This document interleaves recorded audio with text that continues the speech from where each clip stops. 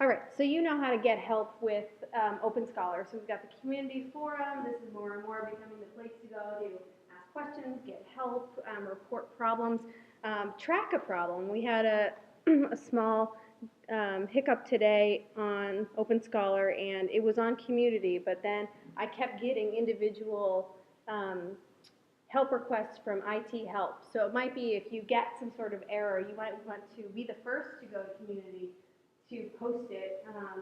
And then so we, number one, are aware of it ASAP, because sometimes there's a lag time between emailing, sending a ticket into IT help, them reading it, filtering it, assigning to our group, versus community, which is instantaneous. So we can get to that problem sooner, and then we can keep updating that community thread and then pointing people to it as they come to community or into IT help. So that's always helpful. And feature requests as well is great. We're working a lot on improving events and the calendar, and a lot of that is pulled from all the great comments and suggestions from community. So we really do use it, and I highly recommend getting in there. But you know, OpenScholar documentation, it's ever growing, ever changing. I take the presentations from this meeting and I pepper it around the documentation site where it's appropriate. So I'm always editing it with Joe's help.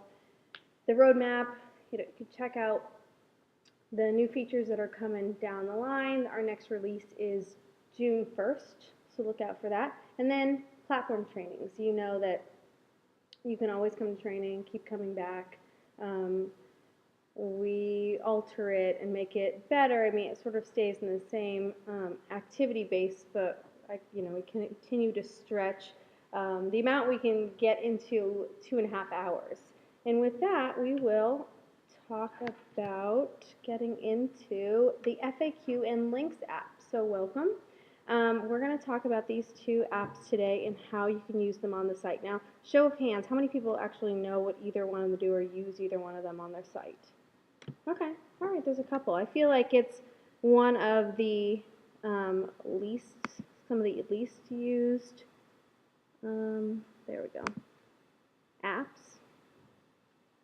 And so let's get into it. So the FAQ app allows you to create and maintain frequently asked questions for your site. You can use taxonomy to filter and sort your FAQs to make it a little bit more usable for your visitors. You can enable the FAQ app by going into the control panel. So I thought I would go to our test page and do that now. I'm just going to stay out of view mode because it's obvious that I'm not going to be in there too much. There we go. So this is the test page, and this is how you enable the FAQ app. I think I turned it off, but I'll show you anyway if I didn't. So you go to Build and then Apps, and if it's not on, you turn it on. So I guess it is technically on, but if it had been off and I pressed Save, I would have to go back and turn it on. So Build and then Apps and then turn it back on. So I'm going from disabled to public and then pressing Save. I have some specialty functionality on down here, so ignore those because that's just because I'm the admin for the platform. Great. So now FAQs and links have been turned on to the site. And I know that because when I hover over content and go to add content, I see FAQ and links in my bar here. And if you don't, you know right away that they haven't been enabled. Great. So next to, if you're inside of the settings of the FAQ, after you turn it on, to turn it to public, there is a little orange settings button here, and inside of the FAQ settings there's not many, there's just the one thing that you can do besides the commenting, which you know that we suggest you keep commenting turned off for most of your apps besides maybe the blog, but you can enable this slider behavior. So it's this ability to have all of your questions be exposed and then none of your answers, and when you click on it, it slides open. If you didn't click on this, everything would just be exposed. so it would take up much more real estate on your page. You add FAQs in two different ways. So from your site, you can go up to add or content and then add FAQs right from there, or you can add it from the page level. And so from here, you can see that the step one is to create an FAQ, and here's the form. And then you want to populate the form with both the question and then the answer. And the answer could be anything. It could be a link. This just happens to be, the question is, how can I request new functionality on OpenScholar? And so I just posted the community link. But this could be a long paragraph. It could be whatever you want it to be. And then you must press save. And this is the result. So you get, this is just the title of the frequently asked questions page. Where can I request functionality? And then you can see that my answer is exposed underneath it, but this is after click. Okay, adding FAQs to your menu. So often, and this is based on what type of site that you had created in the beginning, you know, the site preset when you go and you create your site and you say, I want an HWP academic, or I want a department site and I want it to be academic. Depending on what you choose will depend on if FAQs end up in your menu or not. So there is a way to get FAQs into your menu, and I will go on to the live site to show you how to do that. Because you might want to put it right in your main primary menu or in maybe a secondary menu. So I'm going to do that here. So going up to build and then menu, I'm going to go down to my secondary menu. There's nothing in it yet. And I'm going to click on Add New Link. And from here, I'm going to make a selection. And it's actually going to be URL. People might think it would be a post because technically it's content. But I want to point to a URL that is provided to the app. Every single app actually comes with a default URL on your site. So I'm going to select URL and then continue. I'm going to give the link, the menu link, a name. So I might say FAQs. And then the URL will be the just the lowercase word FAQ. And so once I do that and press finish,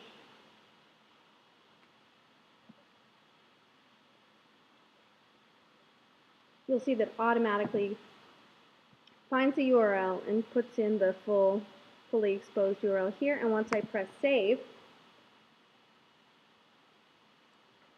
and then go out to my front page, I don't see it there. I'm going to repeat that. Yeah, I thought so. I thought I did that, but that's a good question. So I'm checking, I'm verifying that it is in my secondary menu, but Curtis is asking, rightfully so, is my secondary menu widget in my layout? So I'm going to go to build and then layout, and I'm actually going to go to all sections because I would want this menu to be everywhere. And yep, I'm confirming that it doesn't live there. So I'm just going to grab it. Here it is. It's sitting here waiting for me. So my secondary menu, I'm going to put it right there. And I'll press save. And great. And go back. Aha, now we have FAQs in our menu. Perfect. All right, so there are certain ways you can sort and display FAQs. So FAQs are automatically sorted by the date they're created. So the date you literally type them into your site. And that can be difficult because there is no drag and drop functionality for the FAQs. So you're sort of like, do I know what order I want them to all come into a list, or am I just going to let it up to chance? But so there are some other options for sorting. So one is to go in and actually change the authored on date. So I'll show you what I'm talking about. So if I go to my FAQs, I've pre-populated this page with FAQs. And so you can see they're just listed here. And if I go into edit one of them,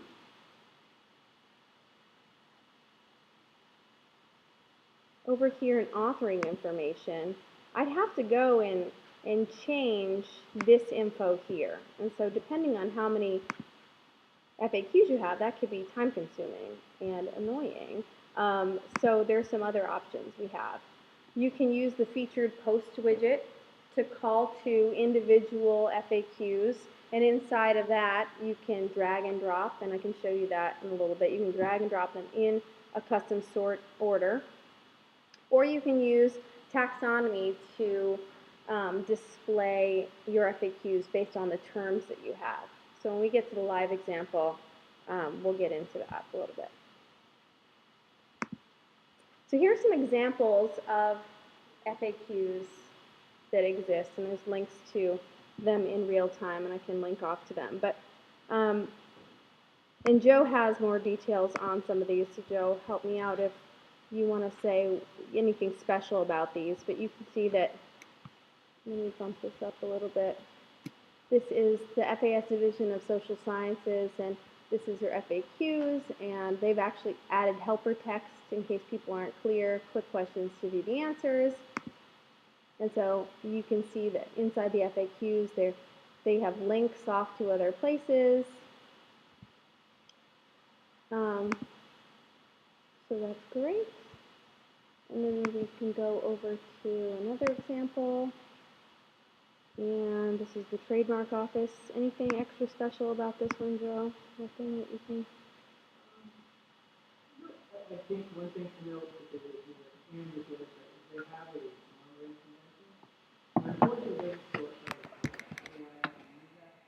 But what it does is, when they get a question, they can say, hey, well, look at FAQ and look at number 7. And look at the further time. That's why they use the monitoring convention there. That's a good point. That also happens. But they would have, going back to the point of there is no custom sorting, they probably added them starting at number 20 and added them up to number 1. And they probably have to think it through beforehand, or maybe they added them all and then added the numbers because they were like, as long as we can refer to what number they are, it's okay. Here we go in the Hewitt site.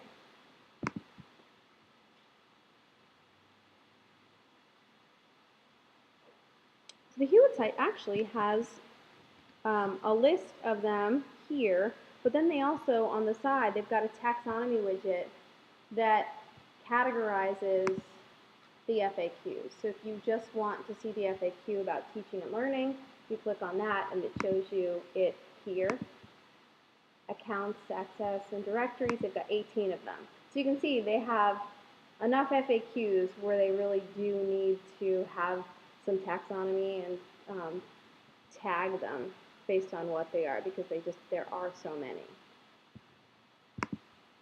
And then let's see, the police department, they're using FAQs as well. And I don't think, they've got a filter here, crime awareness, some generic ones, crime awareness, a little bit more general terms and the specifics of the Hewitt site. And so I'm going to take you in our live example over to the test site that we've created for this. And I've already created a taxonomy, so let me just bump this up a little bit. So inside of build and then taxonomy, I created FAQ topics, and I'll show you what the terms are. And I only have 4 FAQs, so I sort of just added one for each. So I've got documentation, functionality, site creation, and training. And so when I go back to my FAQs, you can see that when I go to edit a post or an individual FAQ, my taxonomy box is waiting for me so I can start, quote, tagging these FAQs. So where can I request new functionality in OpenScholar? That is tags as functionality, and I can press save. And I'm going to repeat this process and tag each one based on what it does, and then I'm going to filter it using the taxonomy widget. And as I was creating this presentation, I was thinking, gosh, we should use FAQs on the documentation site. We could really use it. It's so fantastic. I feel like there might be too many FAQs. They would end up just, I'm not sure. I'm thinking about it, that's all I'm saying. Get ready, get excited. All right, so one more to go.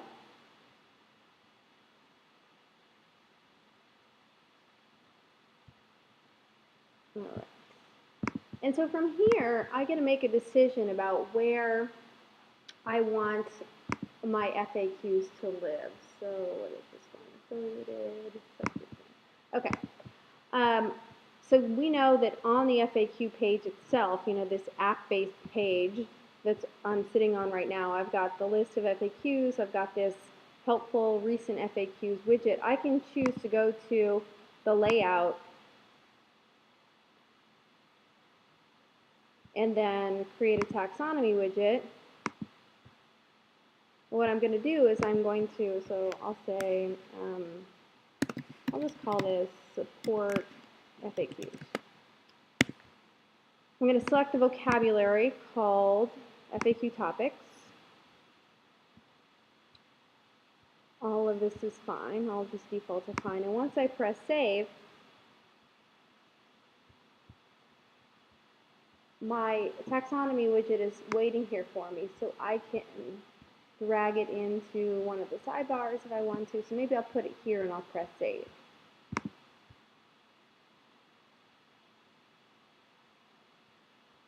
So this is great because here it is. I didn't add a title to my widget, so that would actually be helpful in this case. I sort of buzzed past it, so when I went back and I edited it, I might want to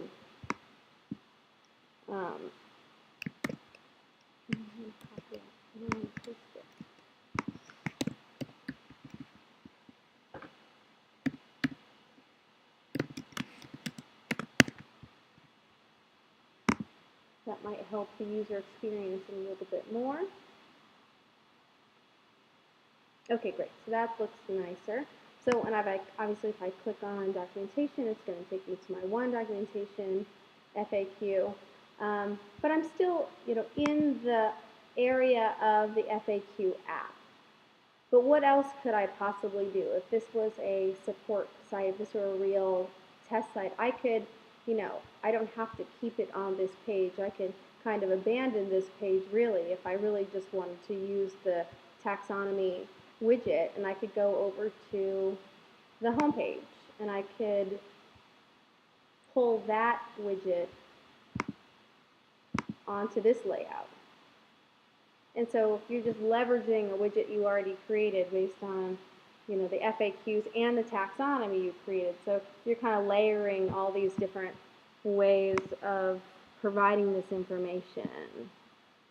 And the question is, where does this widget live now? There it is, support FAQs. So maybe I drag it over here or inside of here.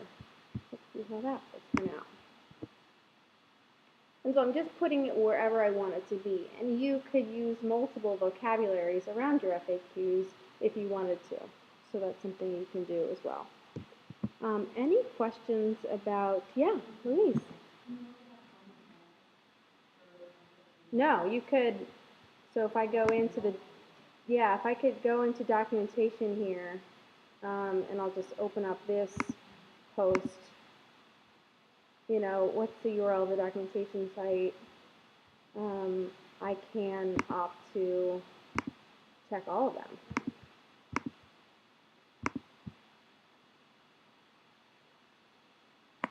And so you can see my numbers will change over here. Because, an FAQ could definitely be two different topics. All right, any other questions about FAQs generally? Yeah, Curtis. if you selected you check the box for the expand, collapse behavior, will it always have that behavior everywhere on the site? It's all or nothing. It doesn't have like a view where you could say only on this page or only on that page. It's the whole entire app. What's in here? I wonder what that does. I'm looking at this recent FAQs. No, it just takes you to the page. Yeah, Heather.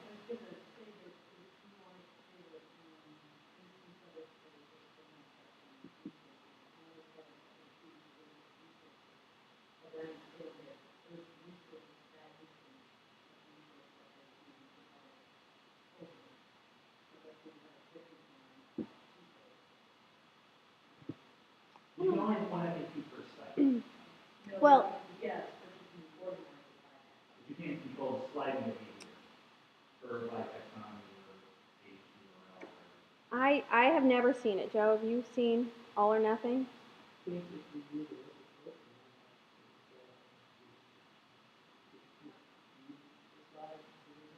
a Oh, so if you use like the featured list of posts widget to include like maybe like one FAQ, like you want to have one, like there's one particular page in a sidebar. Let's try it. We're going to go to About Page, and I'm going to go Another to... kind of use case I was thinking was, if we're going to like cherry pick one particular FAQ that was relevant to the main content of the page, maybe you would like to have the answer and the question both displayed on that. Okay, so here I'm going to test this theory out. So I'm going to go to List of Posts, and I'm going to see what happens if I just, I'm just going to call this example FAQ display. And I'm going to click on content type of FAQ. I guess it's here, right? If what depends on what you choose here, perhaps. So let's start with title. Yes, if you scroll on, the user should follow whatever the default does. Okay. But if you choose full Okay, let's try to choose full content. We're trying to see if we can expose both the question and the answer all in one. So FAQ topics, I'll just choose documentation. This is fine as is. The widget gets created. I grab the widget and I'm going to drag it underneath the section navigation. I'll press save. And let's find out.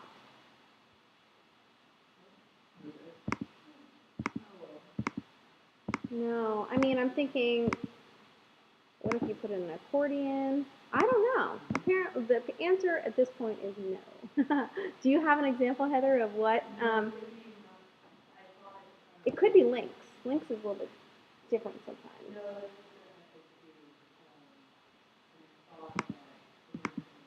Mm-hmm. Yeah. Yeah. And something could have changed too when we were developing the accordion. The accordion is rather new. But this is another view. I'm glad that we even talked about it because I like this list of posts as a display. I mean, you could technically, we have one here that's tagged as documentation. So it's probably rare that you have a bunch of FAQs and there would just be one. But I kind of like the compactness of this list of posts. All right. Are we ready to get into the exciting world of links? Yeah, absolutely. Yes.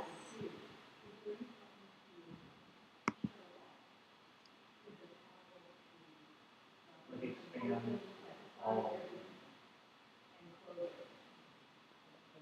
I don't think so.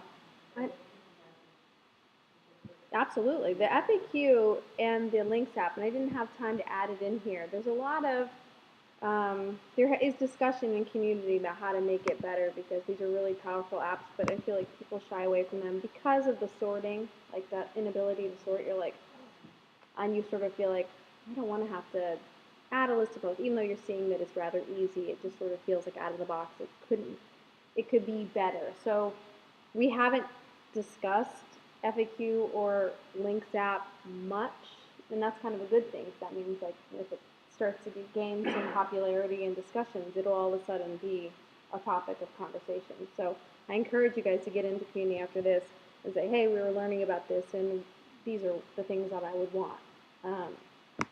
So definitely do that. Okay, Links app. So the Links app allows you to post and manage links to external websites. To have relevance, you can categorize the links and associate images or files with links, post links to your current or past projects, etc., etc. It's a content type that allows you to bypass the site section for links, unlike the other apps.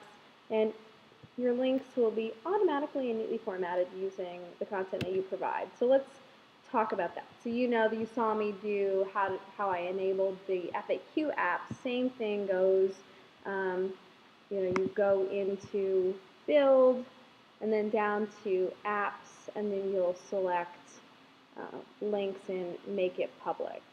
There aren't any settings available for links, so there's nothing fun inside of there. Adding links to your menu. This is the same type of situation that we did with FAQs, and so I'll just go through that again. So I'll go to menu, and in the secondary menu I'll say add new link. Now here I want to go to URL again, and I'll say continue. Now in my menu title, because links is such a generic term, it means something to us because we're discussing it, we've used OpenScholar, but to a site visitor, I think links is like, what does that mean? I would add something, I don't know, I don't want to make it very long. Do you have any fun examples of what I could call this? Like helpful, I guess maybe helpful websites or something that gives some context to what they might be clicking on besides this generic word links. Maybe I'll even put like something like site URLs or something. So then I'm going to use lowercase link. Is it links or links? X, okay. And then I'll press finish. And wait for it to catch up with me. And then I will press save, and it will be in my secondary menu.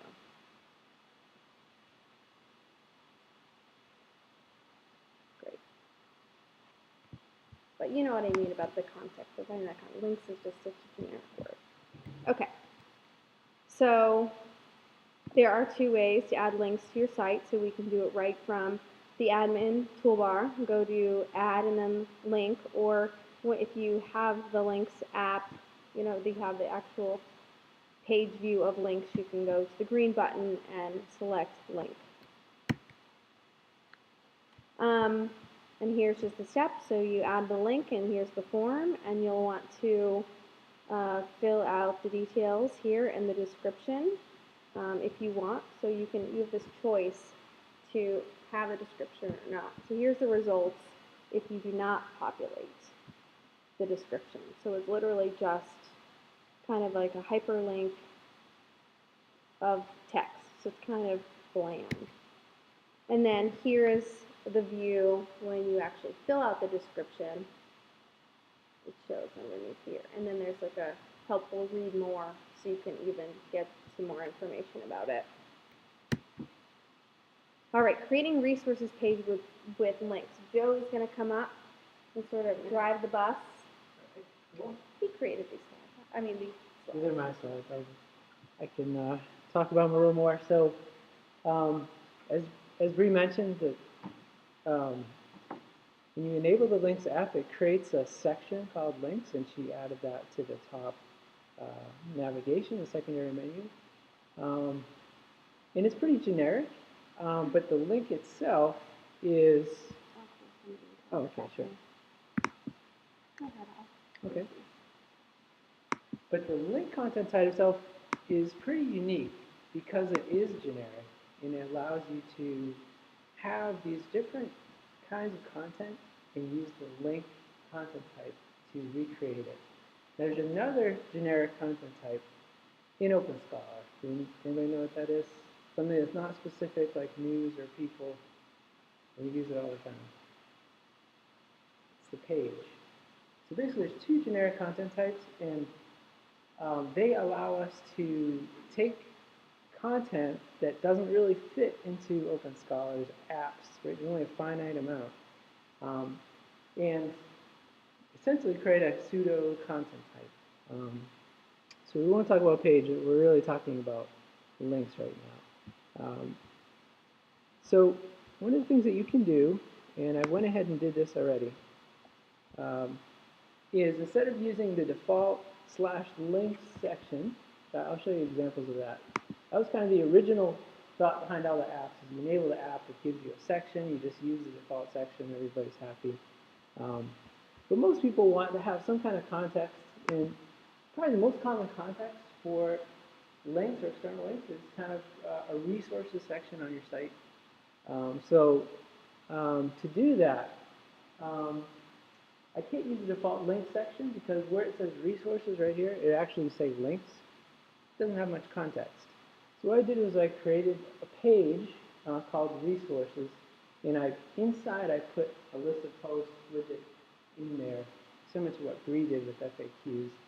And now I have my links section. And then earlier in an earlier slide, we talked about links, and let me just change the display view. Links is an opportunity for you to skip over the site section. So basically, oops, here we go. So basically, when someone lands on this page and they click the title, let me just make sure that, there we go. They click the title, they're not going to jump into the link section of your site. They're going to go directly to where you want them to go. Sometimes you don't want them to go into the link section. That takes them out of the context of resource. Now they're in the link section, and they might be lost. So OpenScholar, it kind of struggles with this a little bit. Let's say this was a list of news items, and I had it in a page, and I click on the news item. I'm suddenly in the news section, and it can be a little disorienting to users. So that's just sort of some context around links. In the sort of the positive thing about it being generic is that you can use it for a lot of different use cases. So, all right. So the first thing you want to do, and we'll just refer to my slide, is create the page same way you would normally. Notice down here, and I've already done this. I'll show you. Oops. Let's go back. No. I'll show you actually on the page. We'll edit this page. I've just added it to the primary menu when I created the page, and in the menu settings. So checking this link will automatically add it to the menu settings there. All right. So my page is there. Next slide. Go into the layout of that page. I'm going to do that. And assuming you all know how to create a list of posts widget, I'll just show you anyway. Click on Add New List of Posts, and you basically just start configuring the settings for your widget. I've already actually gone ahead and done that and dragged it into my site layout, so we can take a look at it. So basically, I just specify the content type as link. The teaser is the display type. There's some other display types, and I'll just show you those real quick. And then you have some filtering options. And I think this goes with FAQ, perhaps, is that you might be able to sort alphabetically if you use this list of posts widget. So take advantage of list of posts widget not only to shift the content out of the default area for that content type, but you can also kind of play around with the sorting options in addition. So, all right, so you can show the number that you want to display per page, and the pager is the arrows to go to the next step. And after you've created it, I'm just going to save. You're going to drag it into the layout and click Save. Next slide.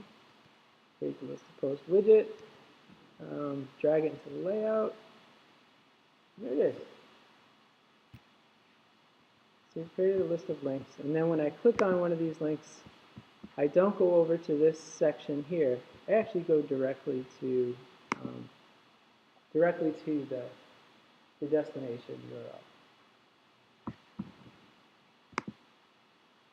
That makes sense how we're using content there. So using links in a page using Mhm. So just a quick look at some of the display options, which I've listed here. You can refer to the slide deck on those options. But most common implementation is the teaser view, which is what you just saw. And then there's just a display style called links. It doesn't display any description information, but just the link itself. And it's actually a lighter font.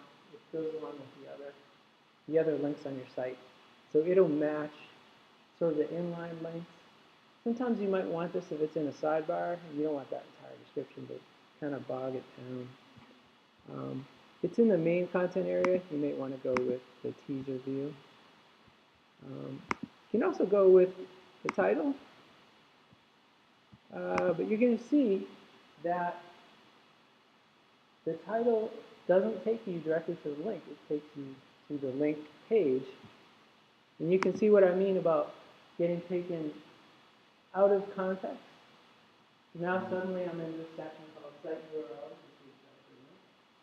So the user can get lost. If that wasn't there, that would be very confusing if you say links. And then the user would have to click again on the link to actually go to the external site. So you might not want to use the title. The slide teaser view actually is a bug with links, and we'll see that. So this is a standard list. But we'll see what happens when you choose this, and this should be on our community site as reported as a bug. But you're going to see stuff come up like this with some other content types, because you get a nice title and a slide description, but you have no link. You have no way to get to the documentation. So you might find stuff like this in OpenScholar, and they'll just get reported to the development team. Now, there's all kinds of implementations of links. We can just take a look at some of the use cases. Professor Jeff Friedman, he's really using the original use case for links, where you enable the app to get the links section. It used to actually provide the menu link automatically, and then you just basically add a link, and it shows up in the list. Very simple, and this is really intended for personal sites or faculty sites more than department or project.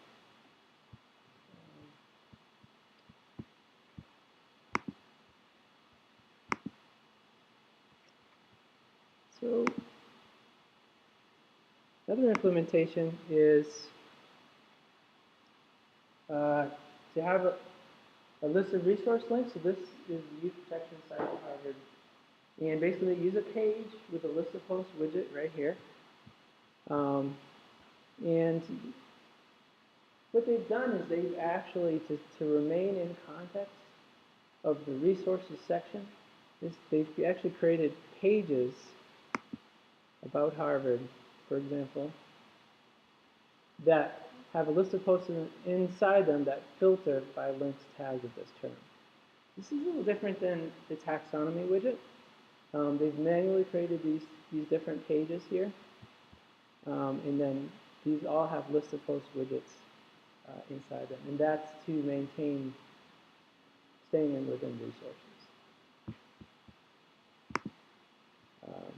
Now, it would be great if OpenScholar's taxonomy widget always kept you within the page you're on, sort of automatically. That would be awesome, but we're not quite there yet. Should have done these in reverse order, but here's a more traditional taxonomy widget with links.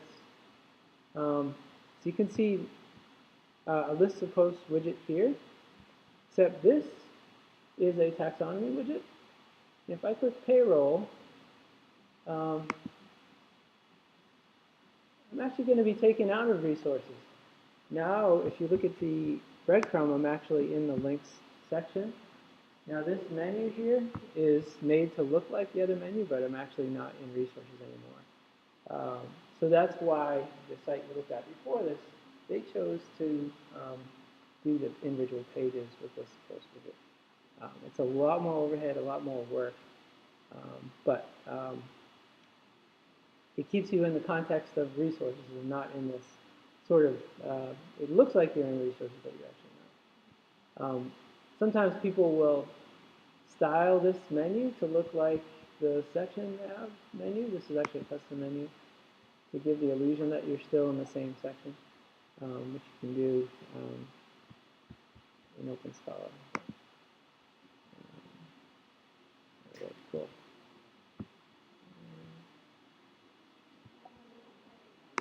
Another one? All right. Center. Okay, there's a couple more kind of crazier implementations of it. So how are we doing time? We're almost done. Okay, let's look at this.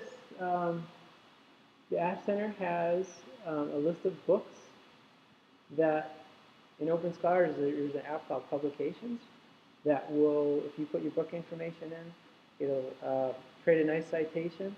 It also, when someone searches at the top level of the installation, I don't know if you've seen that, but if you just go to projects.iq.harvard.edu, you can search every single site and filter by publications.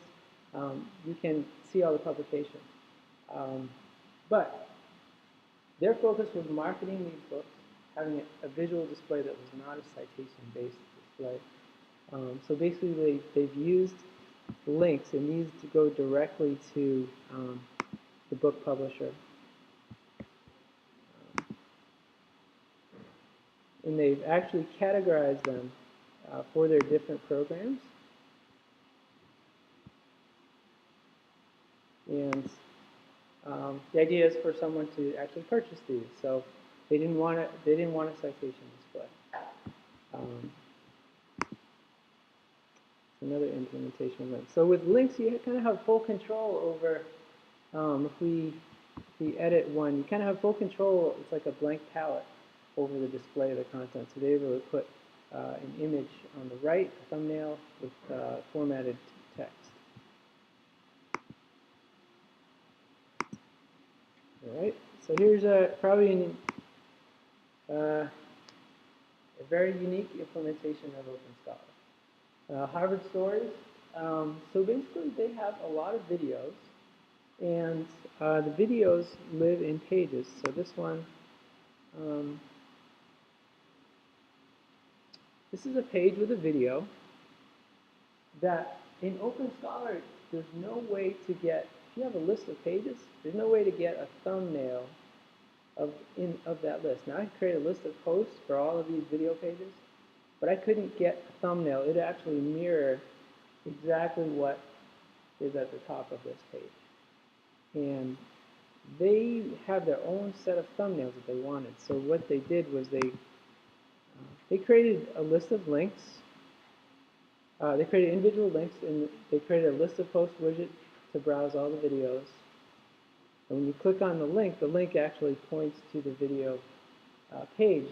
So they were able to get a unique thumbnail in the list view, and also filter.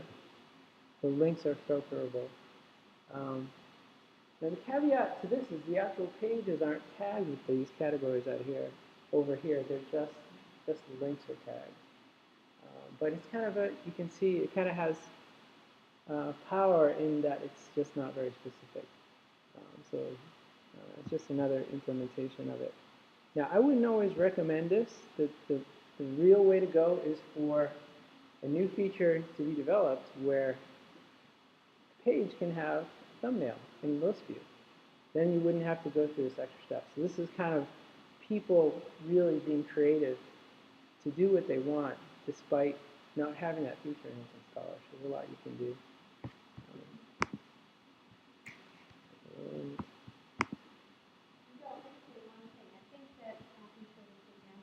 Sure. I guess this is the last example. There's just links in the sidebar that they've put in an accordion widget. And they go directly to directly off-site So they're using the display style link because they don't want heavy font. They want it to match the inline links. And so, go ahead, Briggs. So what I was going to say is we should probably open it up for questions or extra help for whatever your site needs are. But so when Joe was talking about, because this took me a minute, I was listening, I was like, huh. So when Joe was talking about in this example, you know, we're able to link to pages. Just remember, and I know for most of you it's probably clear, but every time you create something on your site, you know, a piece of content. So I'm going to the About page, our team, you know, I am provided with a different URL for every single page, and therefore it is a link. And then I can leverage that link, this URL here, in the link app, if you will. So that's the piece that's sort of like, how did they do that part? As I'm sitting there and I'm thinking, what did they do? He was sort of talking to me at the office, and it didn't click to me until I was like, oh, all right. So they went to the page where the video lives, and then they put it in a link, and then they changed the display of the list of posts, and that's how it all happened. Because every individual post of content or page or whatever you want to choose, you know, will give you its own link, and you can choose to leverage it. So this has actually been fantastic. I didn't really realize this. I was sort of thinking this was going to be a boring topic, these links and FAQs, but as we started discussing it, it ended up being more and more robust as we came up with different examples and use cases. So who has questions about links and FAQs? And if we don't, we'll just turn off the video and we will talk individually with people about their site questions. Anything?